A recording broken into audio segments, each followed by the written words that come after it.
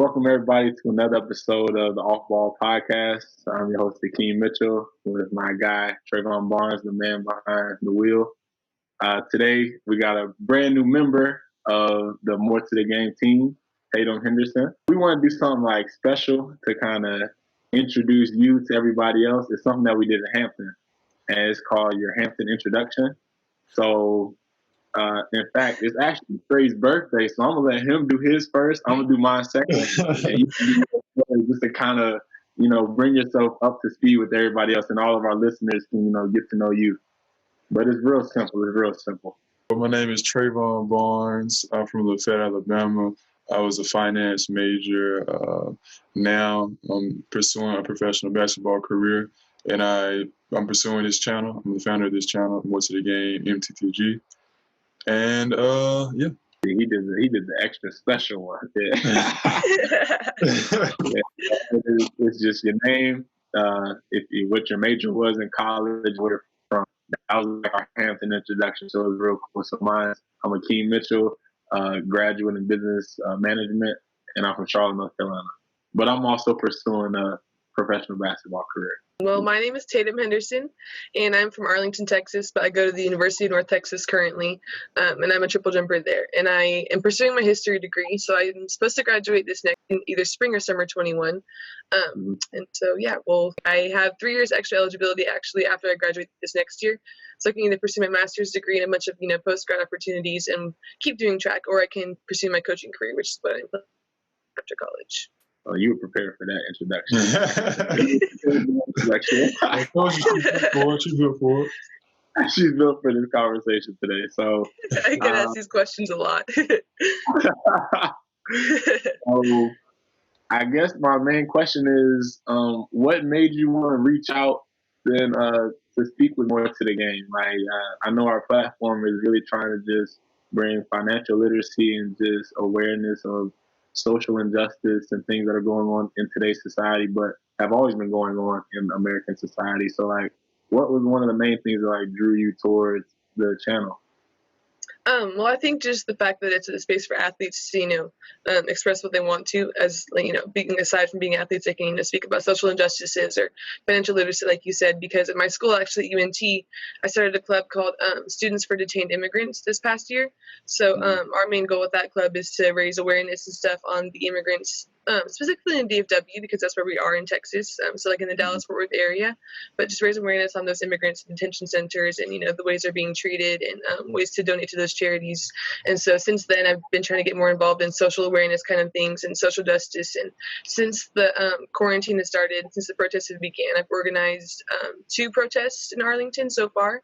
And I've been using my voice just, as a citizen, as a person who cares. But I want to figure out a way that I can use my voice as an athlete, because I know that we have platforms and we have these abilities to speak out. So I think it's great that this is a place that we can all do that.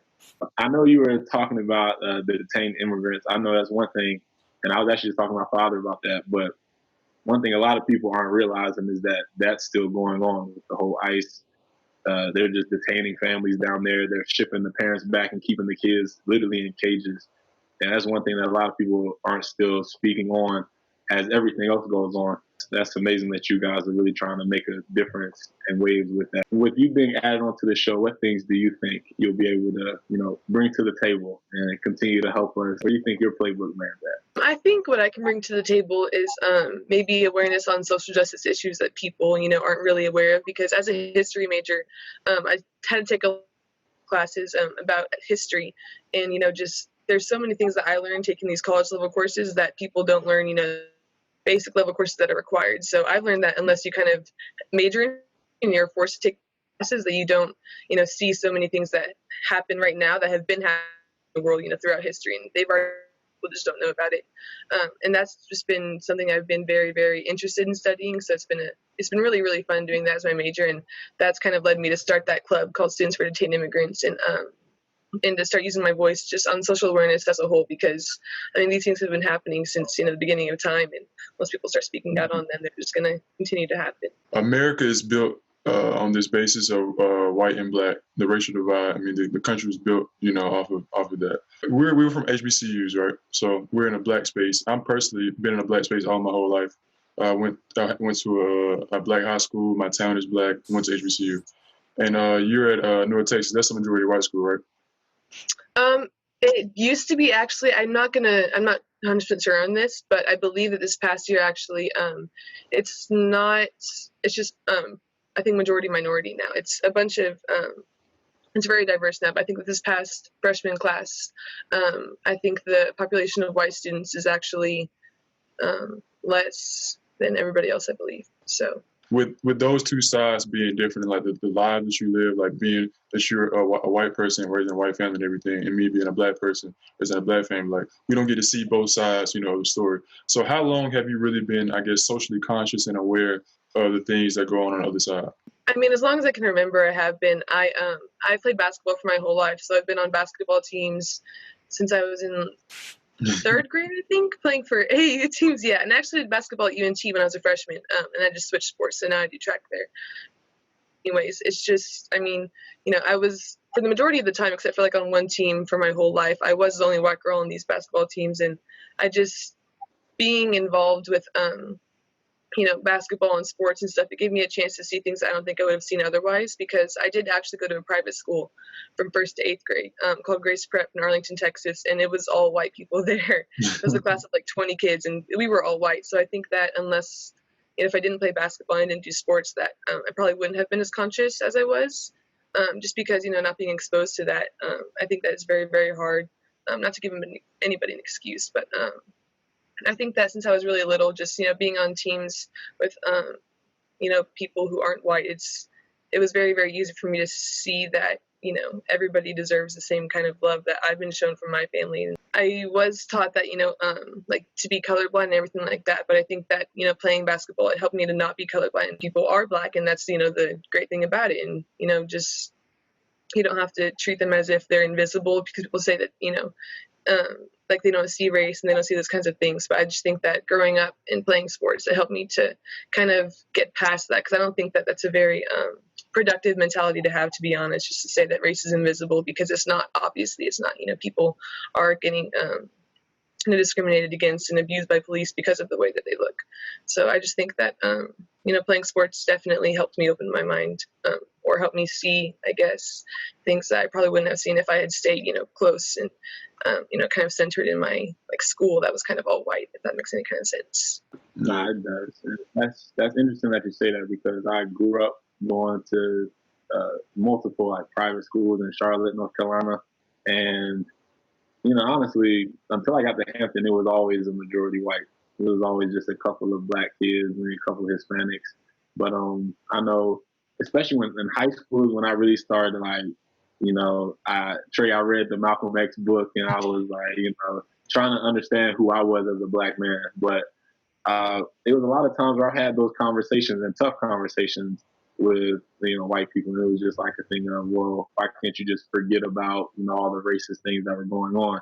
And it's just a thing of well, it never stopped. So that's the conversation that shifted once I got to high school. It wasn't we're just not going to talk about it. Well, now it's okay, well, I actually understand what I'm talking about now. Let's talk about it. But I can't say on sports teams is usually when I always felt the most comfortable, to be completely honest. So sports is one of the biggest helpers, I feel like, because it just kind of forces you all to work and bond together and figure it out no matter what. Remember to Titans, my favorite movie. I'm gonna wrap that one up. Remember the Titans, definitely my favorite movie. But that's tough that you realize that you have to see color, because a lot of people think that not seeing color it suffices. No, you have to understand. The point is that things are different based on your race. And if you understand that, you can actually help to fight against that. So it's definitely great that you understand that. Do you have any stories from any of your black friends or associates that you ever heard about anything they experienced racially, or just anything that was a bit hard on their end?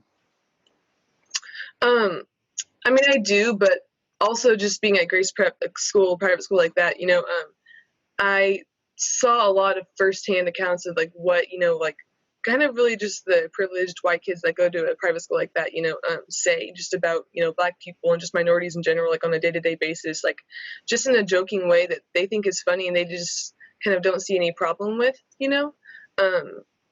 So I think, I mean, yes, I have heard a bunch of stories from, my Black teammates and my minority friends as well, just about how they've been treated, like at restaurants and, like while they're driving, they'll have, like older white men just drive by them and just like flip them off for no reason and just start cussing them out for no reason just because, of their skin color. And, being in Texas and in the South, that is, kind of a common thing, you do see that a lot. But I would say that being at that private school, I saw just a lot of my friends who, I had been friends with for a long time, just when they started to become more comfortable, I guess, with who they were as people, they started to make those kind of racist jokes. And it wasn't even microaggressions. It was just, kind of pure racism. And I think seeing that kind of really just made it very clear that a lot of people are ignorant and they do racist things out of ignorance. But I think that a lot of people, especially the ones I grew up with, are actually consciously, discriminatory and racist and prejudiced. And I think seeing that was really the biggest thing that I wouldn't even say woke me up. I would just say was kind of the biggest example of racism that I've just really ever seen. Even though it wasn't like directly towards a Black person, because there was all white kids at my school. It was not great to see it all. It wasn't somewhere that I really, really wanted to be at all. But because you all were at like a private white school, do you think it was a sense of like a white privilege? Mm-hmm. Like I'm good in my circle, in my bubble, and we're not really going to have to interact with you all ever. Would you think it's sort of a thing of white privilege? Oh, 100%. Because I mean, the things that I always kind of heard were like, it was the kind of things like, well, if Black people would just follow the rules and if they would just listen to the police instead, like it was that kind of thing. So like whenever, things would happen and people would get brutalized and murdered by the police when I was growing up, like you would see in like the Sandra Bland case or Philando Castile or Alton Sterling. And it was always like around my school, like, well, if they just followed the rules, like that wouldn't have happened. And that's, the most blatant example of white privilege that I've ever seen in my life. So yes, to answer your question. The first time I really remember it blatantly was my freshman year of high school, and Trayvon Martin, that case happened. And I had two white high school basketball coaches, and they sat us down plain and straight. They said, y'all realize like y'all have it a whole lot harder than I've ever had it growing up. And he was like, strictly because you're Black growing up in America, like you're going to have it harder no matter what. And that's like, I think that's the first one that I really remember sticking in my mind. And then after that, it just felt like every last one just kind of just kept on adding up. But just for somebody to like recognize there is a difference and to be trying to do something, like we definitely commend you and appreciate you for that. It's not unnoticed. We'll tell you that right now. It's definitely not unnoticed. And this is OffBall podcast from the More to the Game. And Trey, you can go ahead and run it. Thank you everyone for watching another episode of the OffBall podcast. Make sure you subscribe on YouTube, follow us on the Anchor app, Instagram, and Twitter, and we'll be back next week with more content.